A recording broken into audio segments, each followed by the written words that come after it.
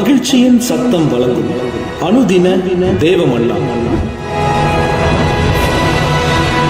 Voice of Joy presents Daily Manna by Reverend A. Benedict. Praise the Lord. God loves you so much. இன்றைய தேவ மன்னாவாக சங்கீதம் 18 அதிகாரம் 29 வசனம். உம்மாலே நான் ஒரு சேனைக்குள் பாய்ந்து போவேன், என் தேவனாலே ஒரு மதிலை தாண்டுவேன். இன்றைய மன்னாவின் தலைப்பு சேனைக்குள் பாயவும் மதிலை தாண்டவும் செய்கிற தேவன். உம்மாலே நான் ஒரு சேனைக்குள் பாய்வேன், மதிலை தாண்டிடுவே, மதிலை தாண்டிடுவே. சென்று பாடுவோமா? உம்மாலே நான் ஒரு சேனைக்குள் பாய்வேன், மதிலை தாண்டிடுவே, மதிலை தாண்டிடுவேன். ஐயா ஸ்தோத்திர, ஏசையா ஸ்தோத்திர, ஐயா ஸ்தோத்திர, ஏசையா ஸ்தோத்திர. ஆமெனை கேட்கிற அன்பான தேவச்சனமே, நம் தேவனாலே மட்டும்தான் சேனைக்குள் பாயவும் மதிலை தாண்டவும் செய்யக்கூடும். அவரால் மட்டும்தான் நாம் அந்தபடியான காரியங்களை செய்ய முடியும். இதற்கு எடுத்துக்காட்டாகத்தான் நாம் தாவீதை பார்க்கிறோம். அங்கே 1 சாமுவேல் 17 அதிகாரத்திலே பார்க்கும்போது கோலியாத் என்கிற ஒருவன் யுத்த ஆயுதங்களோடு அவனை கண்டாலே பயப்படுகிற அளவிற்கு உருவமுடையவனாயிருந்தான், மிகுந்த பலசாலியாயிருந்தான், யுத்த வீரனாயிருந்தான். நாட்டை ஆளுகிற ராஜாவே பயந்து போய் அறையிலே கிடக்கிறார் என்று சொன்னால் பார்த்துக் கொள்ளுங்கள். எல்லோரும் பயந்து நடுங்கிக் கொண்டிருக்கிறார்கள். அந்த வேளையிலே தாவீது துணிந்து செல்கிறான். அவனால் எப்படி துணிந்து செல்ல முடிந்தது? அவனால் எப்படி அந்த சேனைக்குள்ளே பாய்ந்து செல்ல முடிந்தது என்று சொன்னால் அவன் சொல்லுகிறான், நீ பட்டயத்தோடும் ஈட்டியோடும் வருகிறாய், ஆண்டவர் பட்டயத்தினாலும் ஈட்டியினாலும் ரட்சிக்கிறவர் அல்ல. பட்டயத்தினாலும் ஈட்டியினாலும் யுத்த ஆயுதங்களினாலும் ரட்சிப்பை கொடுக்கிறவர் அல்ல. அவைகள் செய்ய முடியாததை, அவைகளால் முடியாததை கர்த்தருடைய நாமம் செய்து விடுகிறது. அவருடைய நாமத்தினாலே நாம் செல்லும் போது அவருடைய நாமம் நமக்கு சத்துவத்தை கொடுக்கிறது, பலத்தை கொடுக்கிறது. அவருடைய நாமத்தினாலே நாம் துணிந்து செல்ல முடிகிறது, சேனைக்குள் பாய முடிகிறது, மதிலை தாண்ட முடிகிறது.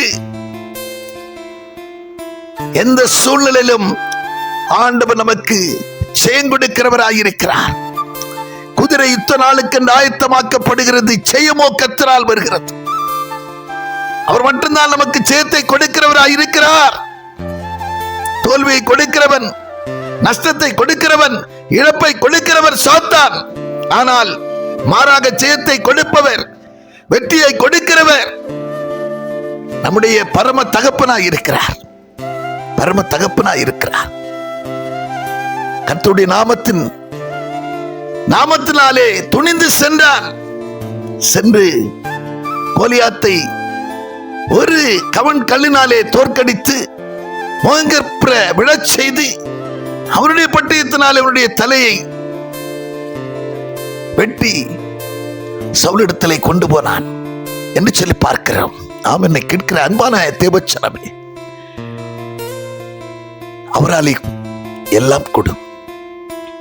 ஆண்டவர் சொல்லுகிறார், நான் மாம்சமான யாவருக்கும் தேவனாகிய கர்த்தர், என்னாலே செய்யக்கூடாத அதிசயமான காரியம் ஒன்று உண்டு, என்னாலே செய்யக்கூடாத அதிசயமான காரியம் ஒன்றும் இல்லை என்று சொல்லி எரேமியா 32 அதிகாரத்திலே 17, 27 போன்ற வார்த்தைகள் நமக்கு நினைப்பூட்டுகிறது. ஆம், அவர் அனைத்தையும் செய்ய வல்லவர். அவர் அனைத்தையும் செய்ய வல்லவர். அவர் செய்ய நினைத்தது தடைபடாது. எனக்கு அருமையான தேவச்சனமே, கர்த்தருடைய நாமத்திலே உங்களுக்கு ஜெயம் இருக்கிறது. அன்று பேதுருவும் யோவானும் ஒரு சப்பானியை எழுப்பும் போது சொன்னார்கள், பொன்னும் வெள்ளியும் எங்களிடத்திலே இல்லை, உனக்கு பிச்சை கொடுப்பதற்கு எங்களிடத்திலே பொன்னும் வெள்ளியும் இல்லை, ஆனால் அதை காட்டிலும் விலையேறப்பட்ட கர்த்தருடைய நாமத்தினாலே வருகிறோம், அவருடைய நாமத்தினாலே எழுந்து நட என்று சொல்லி அவனை தூக்கின போது அவன் கால்களும் கரடுகளும் பலன் கொண்டு கால்கள் வழங்காமல் இருந்தவருடைய கால்கள் புத்துயிர் பெற்றது. சுகம் பெற்றவனாய் அவன் ஆலயத்திற்குள்ளே பிரவேசித்தான் என்று சொல்லி பார்க்கிறான். கேட்கிற அருமையான தேவச்சனமே, நீங்களும் அவருடைய நாமத்தினாலே நீங்கள் எதையும் செய்ய முடியும். சாதாரணமான காரியங்களையும் நீங்கள் சாதாரணமாய் செய்ய முடியும். அவருடைய நாமத்தினாலே உங்களுக்கு ஜெயம் கிடைக்கும். அவருடைய நாமத்தினாலே நீங்கள் சேனைக்குள்ளே பாய்வீர்கள். அவருடைய நாமத்தினாலே மதிலை தாண்டுவீர்கள்.